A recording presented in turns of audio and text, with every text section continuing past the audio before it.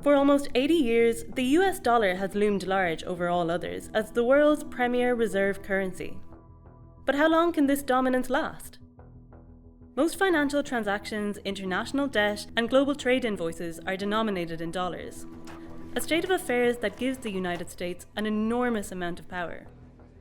Unlike other countries, the United States can meet their international obligations by printing money, meaning that they have no budget constraints in making expenditures, loans, or even grants abroad. The United States has the power to issue the currency to go shopping, if you like, to go buy from the Chinese, buy from the Russians if they need gas or oil. That power to issue the currency with which to purchase is a power that is unique to the United States. But this isn't the only advantage the US gets from the mighty dollar.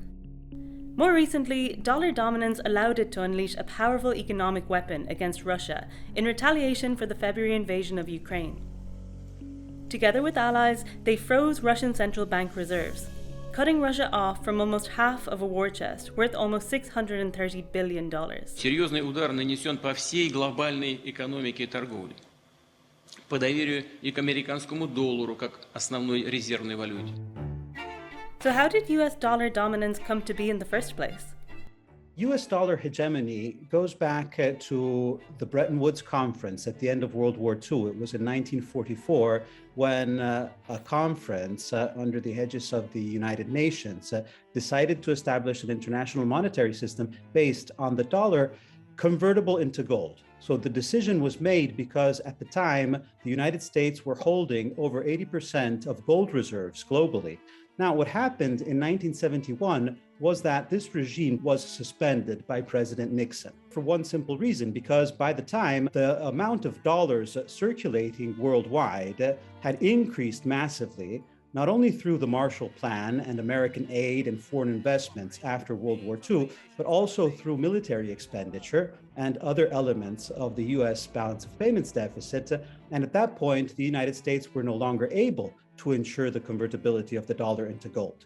Nonetheless, the dollar continued to perform the function of an international currency, essentially because it was in the interest of the Western Bloc to have a source of liquidity that would allow them to continue growing and to continue making military expenditure that allowed the United States to maintain their monetary hegemony to this very day.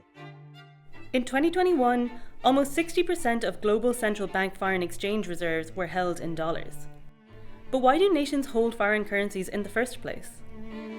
The rationale for foreign exchange reserves by central banks is to stabilize the exchange rate of their own currency.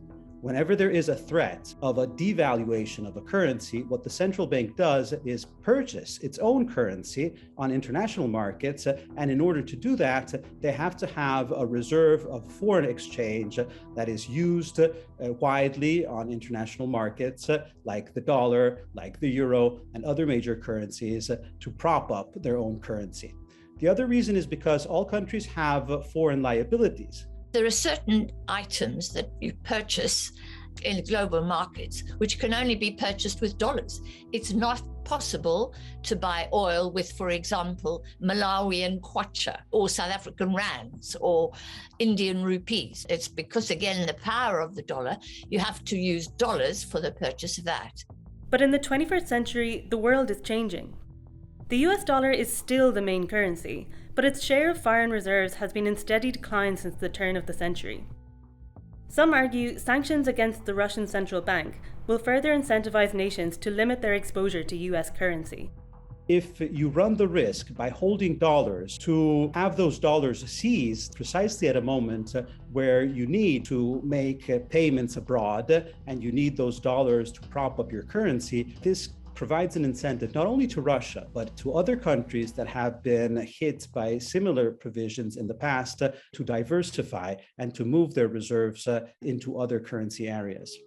At the beginning of March, the Eurasian Economic Union, which brings together Russia, Armenia, Kazakhstan, Kyrgyzstan, and Belarus, reached an agreement on the need to develop a new international currency. What these countries want to do is to free themselves from the use of the dollar in a situation where they have restrictions in the use of the dollars for foreign payments. There have been, over the past decades, other currencies that have challenged the predominance of the dollar. The most relevant of these is the euro.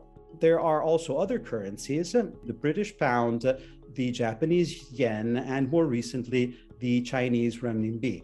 Today, China is the largest exporter in the world, and the size of its economy is coming close to challenging that of the US. So why then is the Chinese renminbi's share of global currency reserves so low? One of the reasons that is mentioned normally is that unlike the dollar, or even the euro for that matter, the renminbi does not have free and deregulated capital market where it can be invested and where the assets denominated in renminbi can enjoy liquidity, which is essential for financial markets and not just central banks that invest in these assets. China has tried other ways to combat dollar dominance in the past. In 2009, the governor of the Central Bank of China proposed a reformation of the international monetary system based on a commodity-backed currency, an idea originally developed by famed British economist John Maynard Keynes as part of Britain's post-war planning. So an international currency backed not only by gold, but by a basket of major commodities traded on global markets. This proposal by China was immediately backed by the other major BRICS countries, so Russia, India, and South Africa and Brazil. This proposal was not at all picked up by Western countries. Nonetheless, both Russia and China have moved in this direction. But despite all of these maneuvers, it's still perhaps premature to declare the reign of the US dollar over. After all, the US remains the country with the deepest capital markets in the world. And even in times of crisis, like during the COVID-19 pandemic, investors still rush to put their money in US dollars because it's still considered a safe bet for capital flows. This being the case, some experts believe toppling the dollar would require an overhaul of how the international monetary system works entirely. What we will see is possibly something that never happened in history, and that is a fragmentation of the international monetary system with several currency areas that compete and several strong currencies that maintain local regional hegemony.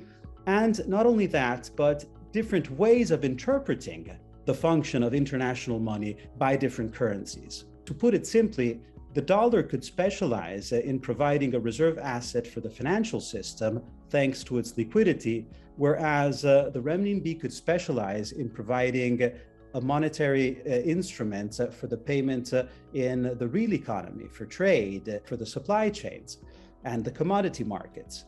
And I think this is definitely not an encouraging perspective for the United States and the West in general. Every time the world's hegemon has moved from being the issuer of the world's currency and transferred that power to another nation, we have seen massive upheaval and world war. So the transformation process will be a process of grave instability. It's not something we should look forward to.